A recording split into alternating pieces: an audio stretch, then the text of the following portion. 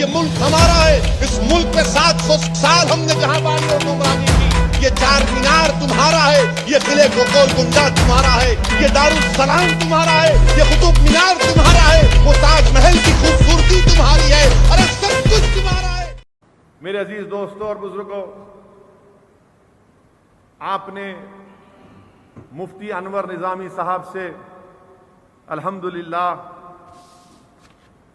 یوم القرآن کے جلسے میں قرآن اور شریعت کے بارے میں آپ نے ایک مدلل اور ایک بہترین خطاب کو سنا.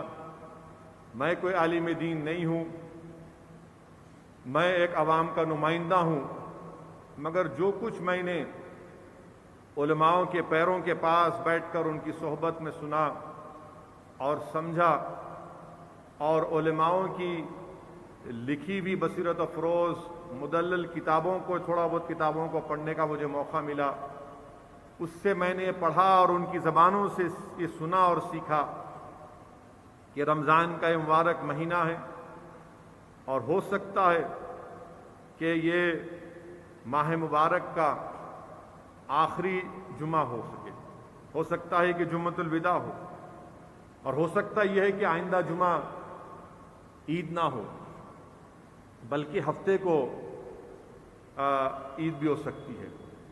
عید کے سلسلے میں میں ریاست تلنگانہ کی عوام کو یہ بات بتانا ضروری سمجھتا ہوں کہ ہمارے پاس اس ریاست تلنگانہ میں رات میں 9 بجے سے کرفیو ہے, اور میری کل تلنگانہ حکومت کے وزیر داخلہ جناب محمود علی صاحب سے بات چیت ہوئی فون پر, اور انہوں نے مجھے یہ بتایا ہے کہ عید کی نماز حکومت عیدگاہ میں ادا کرنے کی اجازت اس لیے نہیں دے سکتی کیونکہ کورٹس کا فیصلہ ہے, کورٹ کی ہدایتیں ہیں کہ ایک عوامی اجتماعات پر پابندی ہے, عوامی اجتماعات پر پابندی ہے. اس لیے تلنگانہ حکومت عنقریب میں فیصلہ لے گی کہ عیدگاہ میں جا کر وہ عوام اپنی عید کی نماز ادا نہ کریں بلکہ اپنے محلوں کی مساجد میں ادا کریں. میں تو آپ سے گزارش یہ بھی کروں گا کہ علماؤں سے, ہمارے مفتی صاحب انوار نظامی صاحب یہاں پر تشریف فرما ہے, جتنے بھی معزز علماء کرام ہیں وہ اس بات کا فیصلہ لیں کہ کیا ہم تلنگانہ میں عید کی نماز 1 یا 2 جماعت بنا سکتے ہیں. اجازت ہے اس کی؟ اگر اس کی اجازت ہے کہ ایک مسجد میں عید کی نماز کی 2 یا 3 جماعتیں ہو سکیں تاکہ ایک فجر کے بعد جو وقت شروع ہوتا ہے عید الفطر کا, تو آپ اسی اپنے محلے کی مسجد میں 2-3 جماعت بنا لیجئے, سوشل ڈسٹینسنگ کو برقرار رکھ کر آپ اپنے اپنے محلے جات میں اپنی عید کی نماز کو ادا کریے. اور یہ حکومت میری نظر میں یہ فیصلہ صحیح ہے, کیونکہ اگر لاکھوں کی تعداد میں اگر ہم عید کی نماز ادا کرنے کے لیے عیدگاہ پر جمع ہوں گے تو یقیناً کووڈ پھیلنے کا پورا اس میں کووڈ پھیل سکتا ہے, خطرہ نہیں ہے بلکہ یقیناً پھیلے گا.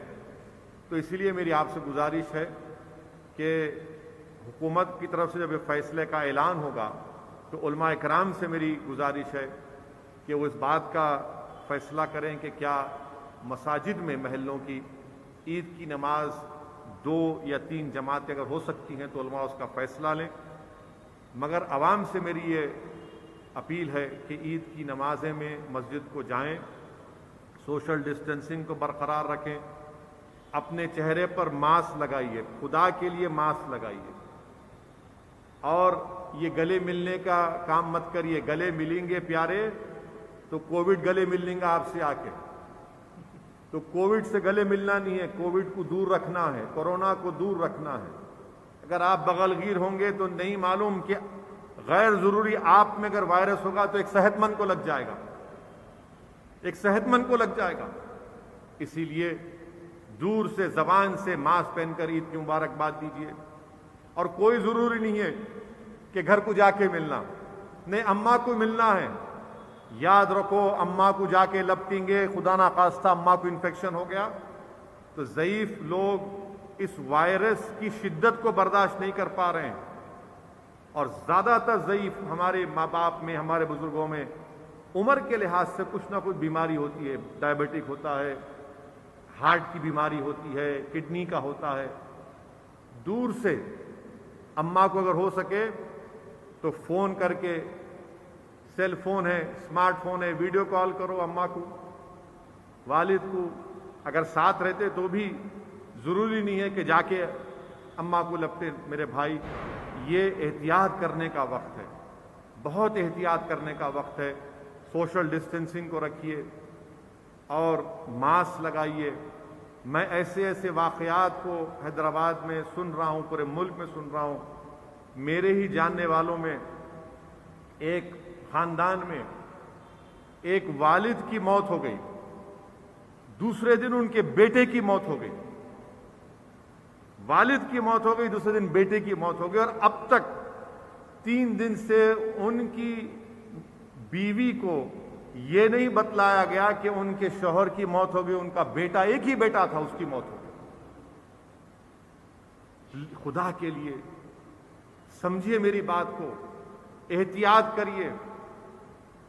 हमारे करीबी दोस्त हैं, बल्कि मेरे मोहसिन हैं, जो ये मंजलिस के जो स्कूल की जो स्कीम है उसके उन्होंने बड़ा मरहूम कायद के साथ हमको तजवीज़, उनकी वाइफ का इंतकाल होगा, बेगम का इंतकाल होगा। ऐसे कई चीज वाक़यात आ रहे हैं।